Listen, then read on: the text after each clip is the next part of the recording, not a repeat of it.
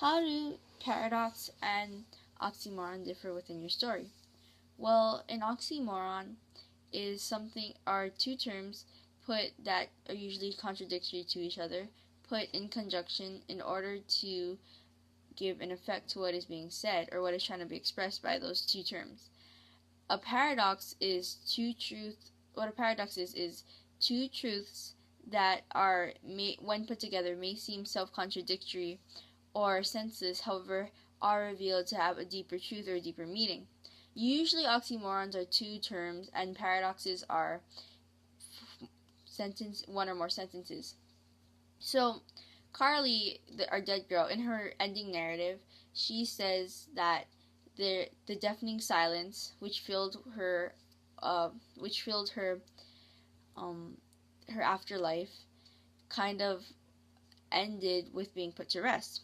So what she means is the silence and the loneliness, which is representative of the loneliness within her afterlife, is everything is so quiet that it's become sort of deafening. So really, and I'm sorry, I just repeated myself, but really it's kind of to put emphasis on how lonely, how silent it is in her afterlife, and how she's going to leave all these feelings behind when she passes on. And also, okay, and then this brings us to our paradox. And our paradox in the ending is Carly saying or recognizing that in finally being put to rest, she had never felt so alive.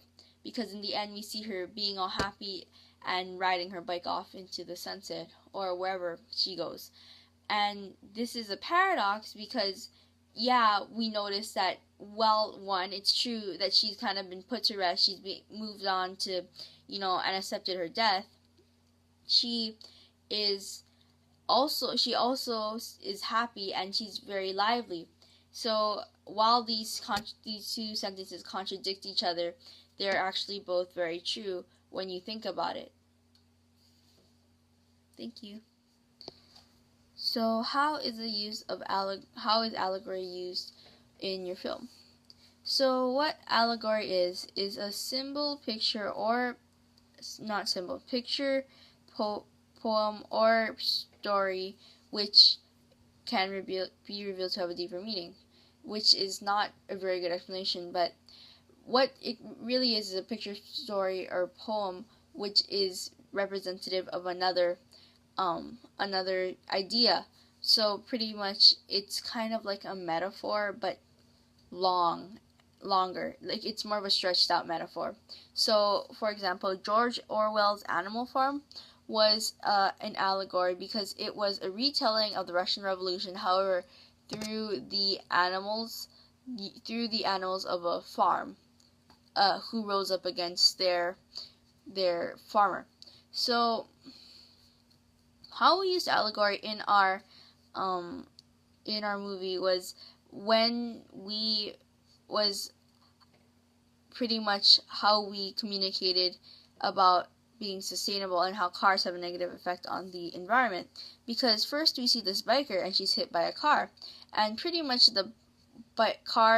since the car killed her, this is kind of representative of how the cars are kind of not really destroying, but they have a negative effect on the planet because of all their gas emissions and all the pollutants they emit from when they're running. So the dead girl, she haunts the bike, and this is kind of like the mistakes of our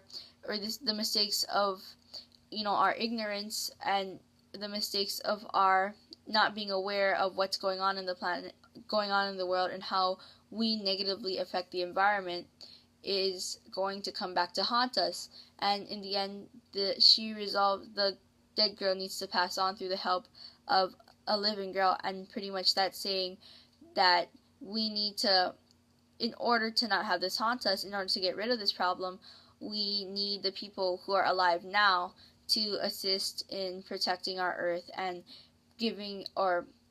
making our future more sustainable. How does the use of POV within this point of view within the story help to push the movie forward? Well, in the beginning, we open up with a monologue narrated by Carly.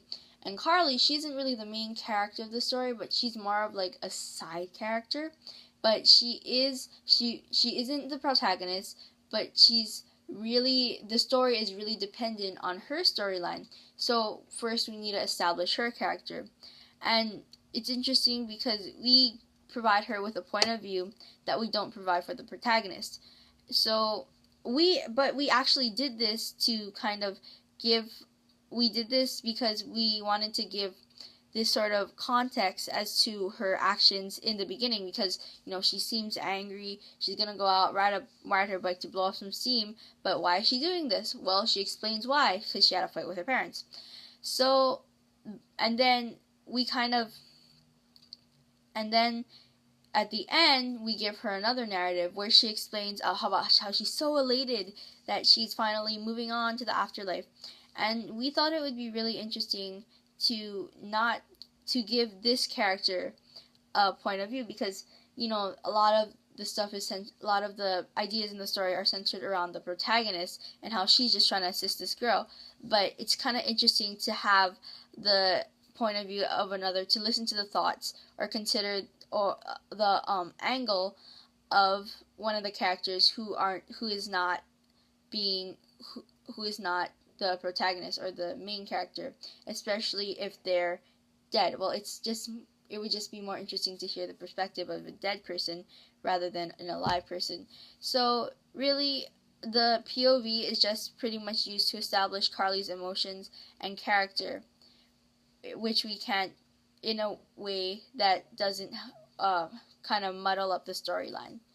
So it's in a way that fits the storyline and also makes it a little bit more interesting for the viewer. Thank you. Which literary term helped to develop your movie the most? Well, a large portion, or pretty much the entire movie, was centered upon symbolism, the literary term symbolism. And what symbolism is it's a material object which represents some greater abstract idea. So, this pencil could be okay, if I were to take a pencil, it could be representative of creativity, genius, intellect, because pencils, they're related to drawing, art, writing, So that's an example of symbolism. So what the bike, a lot of what pushed our storyline along was how the bike was related to Carly's character, and how the bike was what she needed to use to get to the other side, wherever the other side is. So pretty much our entire pretty much our entire story was based on symbolism, because while the bike was this material object that Carly did die with, it also represented to Carly not only in the dead world, in the afterlife, but also in the living world, some sort of expression of, it's some sort of way to vent. It's just kind of release freedom, because she did use the bike to get away from the argument with her parents. So the bike relates to Carly both in the afterlife and the living, when she was living, was really mainly representative of freedom. Which literary term was the most difficult to incorporate into your movie? Well, I feel that allegory was the most difficult to incorporate into this movie, because we didn't, allegory, pretty much I explained what it was before, but it's like kind of a stretched out metaphor, and we didn't really want to put anything in there that kind of differed from the storyline, because we wanted our storyline to be really direct. We didn't want to create another we didn't really want to use a metaphor, especially a long one, that the audience would have to figure out in order to really get the true meaning of the story. So we couldn't find a way to apply it without having it at some point diverge from the original storyline or distract the reader. So what we did was we were like, okay, let's make the entire movie an allegory for something that is very important to MPX and what we're learning in class today. So, that wasn't too hard with this car being the pretty much like an antagonist, not really an antagonist, but this car being the source of the girl's death. We can just we see that there's this connection between cars and negativity, and as I explained before, it was by taking the car and comparing it to how cars have a negative effect on the world today because of their pollutants, or environmentally they have a negative effect. We were able to kind of draft an allegory from how our story can be an allegorical retelling of a problem which we have today. So that became easier when our entire thing was an allegory. Thank you.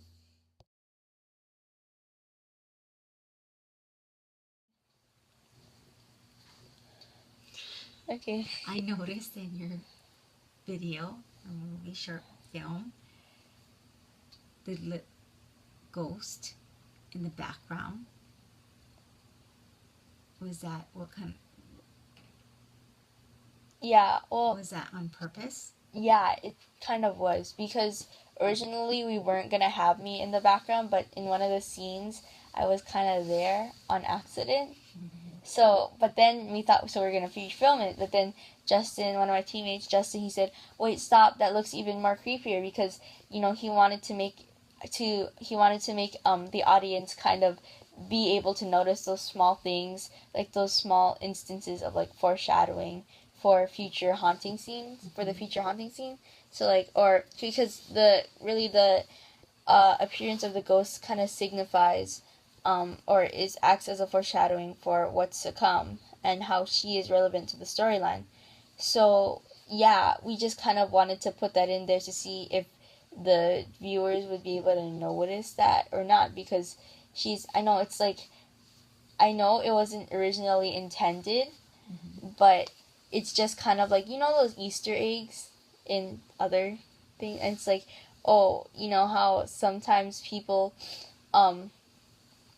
how sometimes the Disney movies, they'll put in certain certain small things that are kind of, or just movies in general. Yeah, that's kind of what we were aiming for, that kind of ability to foreshadow through these little kind of the particular things we put in there. But it's but don't worry, all our foreshadowing isn't based on that one thing, because we have a bunch of foreshadowing in our movie. So yeah, because I know how that can be kind of confusing. So yes. The other thing, the next thing was on the bike. Mm-hmm. That's that wording. Was it following your dream or something? Free bike? Wait, what? Yeah. Ready? Yeah.